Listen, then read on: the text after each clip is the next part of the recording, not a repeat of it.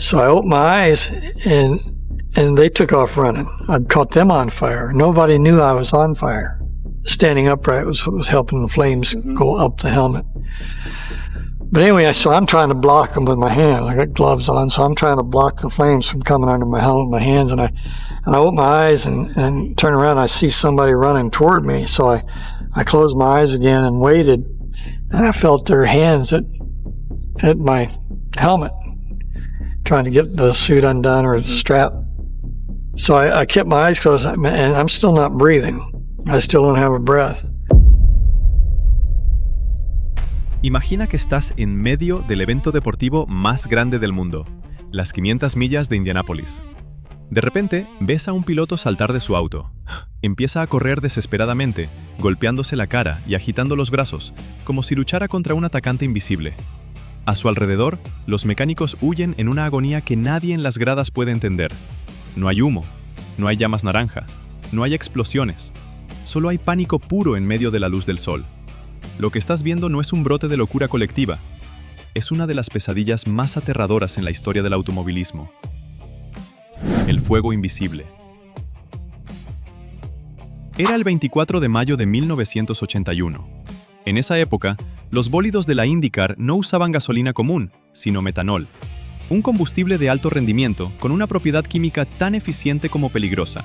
Su combustión es casi perfecta. Al quemarse, el metanol no produce hollín ni humo denso. Sus llamas son de un azul tan pálido que bajo el sol del mediodía se vuelven totalmente invisibles al ojo humano. Ese día, durante la vuelta 58, una falla en la manguera de combustible del legendario Rick Mears desató el caos.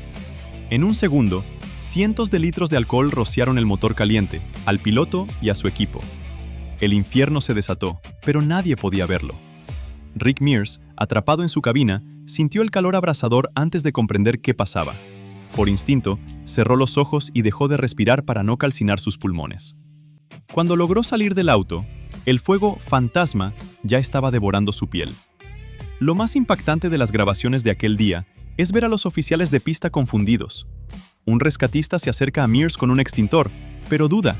No ve el fuego hasta que nota cómo la nariz del piloto comienza a derretirse y formar ampollas frente a sus ojos.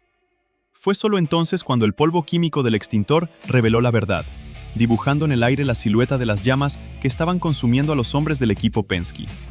Este incidente no solo cambió el rostro de Rick Mears, quien tuvo que someterse a cirugías reconstructivas, sino que cambió las reglas del automovilismo para siempre.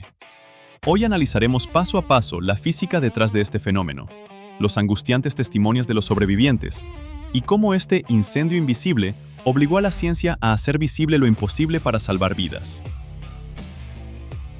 La trampa de la parada en boxes. Las 500 millas de Indianápolis son el mayor espectáculo del automovilismo, pero en 1981, ese espectáculo se convirtió en una película de terror surrealista.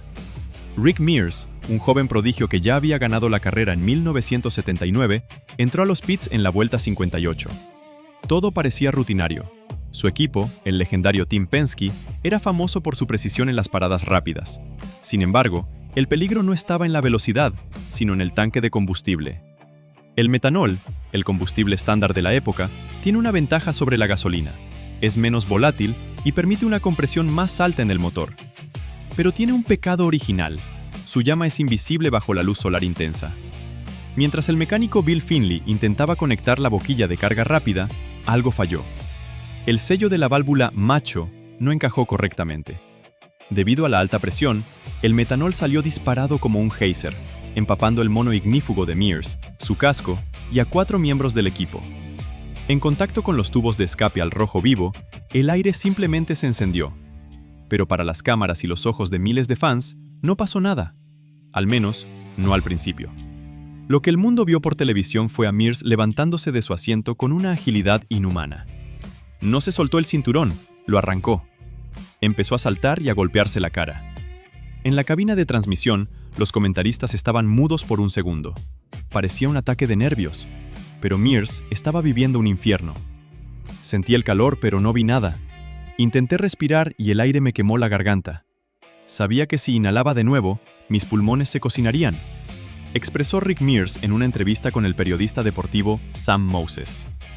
Mears se bajó del coche envuelto en una película de alcohol que ardía a más de 500 grados Celsius. Al ser invisible, la gente a su alrededor no sabía hacia dónde correr. Cuando Mears intentó acercarse a un oficial de pista para pedir ayuda, el oficial retrocedió. No entendía por qué este hombre estaba desesperado. Fue solo cuando el oficial vio cómo el plástico de la visera del casco de Mears comenzaba a burbujear y derretirse sobre su cara que comprendió el horror. ¿Por qué ocurre esto? Para entender la tragedia, hay que entender la química. La gasolina está compuesta de hidrocarburos complejos que, al quemarse, dejan residuos de carbono. Esos residuos se calientan y brillan, creando el color naranja y el humo negro que asociamos con el fuego. El metanol es diferente. Es una molécula limpia. Cuando se quema, produce casi exclusivamente dióxido de carbono y vapor de agua.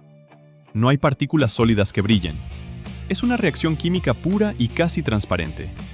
Además, el metanol se mezcla con el agua, lo que irónicamente sería su salvación y su condena ese día. En los boxes de 1981, el equipo Penske intentó apagar el fuego echando agua, lo cual es correcto con el metanol, pero como no veían dónde estaba el origen de las llamas, terminaron esparciendo el alcohol encendido por todo el carril de pits, creando charcos invisibles de fuego que atraparon a más mecánicos. El caos se extendió. El mecánico Bill Finley estaba en el suelo, retorciéndose. Su mono ignífugo estaba empapado en metanol, lo que significa que el fuego estaba atrapado entre la tela y su piel. Para los rescatistas, parecía que Finley estaba teniendo una convulsión. Un extintor de polvo químico finalmente entró en acción. Fue el momento del revelado. Al disparar el polvo blanco, este se adhirió a las llamas invisibles, dándoles cuerpo por primera vez. De repente, el pit lane se llenó de siluetas de fuego blanco y azulado. El enemigo invisible finalmente tenía rostro. Mears, en un acto de desesperación, se acercó a un oficial que sostenía una manguera de agua y prácticamente se lavó la cara en ella, mientras el oficial intentaba entender por qué el piloto le arrebataba la manguera. Las consecuencias fueron brutales. Rick Mears sufrió quemaduras de tercer grado en la nariz, los pómulos y los dedos. Sus manos estaban tan dañadas que los médicos temieron que no pudiera volver a sujetar un volante. Los mecánicos sufrieron heridas similares. Algunos necesitaron injertos de piel extensos.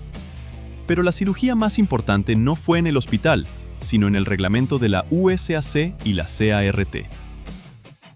El aditivo visual. Se empezó a exigir que el metanol se mezclara con una pequeña cantidad de combustible o aditivos para que, en caso de incendio, produjera una llama amarillenta o humo. Válvulas de seguridad. Se rediseñaron las mangueras de combustible para incluir el sistema Dead Man, hombre muerto, que cierra el flujo si el operario suelta el gatillo. Protección facial.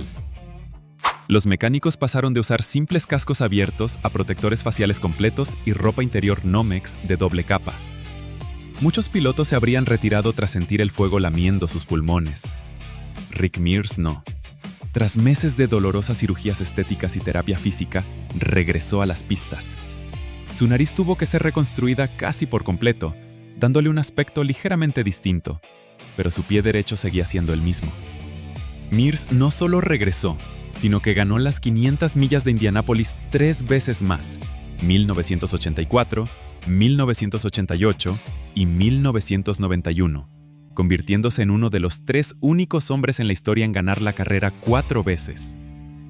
El fuego fantasma de 1981 quedó en los libros de historia no solo como un momento de terror, sino como el día en que el automovilismo aprendió que lo que no puedes ver es, a menudo, lo más peligroso. Hoy, cuando vemos a los mecánicos de IndyCar e incluso de Fórmula 1 trabajar con una precisión milimétrica, debemos recordar a los hombres que ardieron en silencio bajo el sol de mayo, para que nadie tuviera que volver a luchar contra un enemigo invisible. En 1981, la diferencia entre la vida y la muerte fue una fibra revolucionaria llamada Nomex. Esta variante de la aramida, desarrollada por DuPont, no se derrite ni gotea cuando se expone al calor. En su lugar, se carboniza y se engrosa, creando una barrera térmica entre el fuego y la piel. Sin embargo, el desastre de Mears reveló una falla crítica: la permeabilidad. El traje de Rick Mears era de una sola capa, y aunque no se incendió de inmediato, permitió que el metanol líquido se filtrara a través del tejido. El combustible quedó atrapado contra su piel, hirviendo literalmente debajo de la ropa. Tras el accidente, la industria cambió los estándares drásticamente. Capas múltiples. Se estandarizaron los trajes de 3 capas, creando cámaras de aire que actúan como aislantes térmicos. Ropa interior obligatoria. Se hizo mandatorio el uso de long johns, ropa interior larga, también de Nomex, añadiendo segundos vitales de protección antes de que el calor alcance el cuerpo. Se eliminaron las partes de cuero sintético que podían derretirse, sustituyéndolas por capas de Nomex reforzado. Aquel día, el Nomex salvó la vida de Rick Mears, pero el dolor de sus quemaduras dictó las lecciones que hoy protegen a cada piloto que se ajusta el arnés a más de 350 km/h. Hoy, cuando vemos a los equipos de pits trabajar en un silencio coreografiado, debemos recordar que cada centímetro de su equipo, desde la visera de sus cascos hasta las costuras de sus guantes de Nomex, está escrito con las lecciones de aquel domingo de mayo. El metanol finalmente fue reemplazado por el etanol E85, que no solo es más sostenible, sino que arde con una llama visible, asegurando que el fuego fantasma nunca más vuelva a acechar los callejones de Indianápolis. La próxima vez que veas una carrera y todo parezca estar bajo control, recuerda que la seguridad en el automovilismo no es un estado permanente, sino una batalla constante contra la física. Pero ahora quiero saber tu opinión. ¿Conocías la historia detrás de este incendio invisible? ¿O pensabas, como muchos en 1981, que lo que le pasaba a Mears era un ataque de pánico? ¿Crees que el riesgo extremo es una parte inseparable del ADN de las 500 millas? ¿O debería la tecnología eliminar cualquier peligro por completo? Déjame tu comentario aquí abajo. Si te apasiona la historia del automovilismo y los momentos que cambiaron las reglas del juego, no olvides darle like a este video y suscribirte. Activa la campana de notificaciones para que no te pierdas nuestro próximo análisis sobre los secretos más oscuros y fascinantes del deporte motor. Gracias por acompañarnos. Nos vemos en la siguiente curva.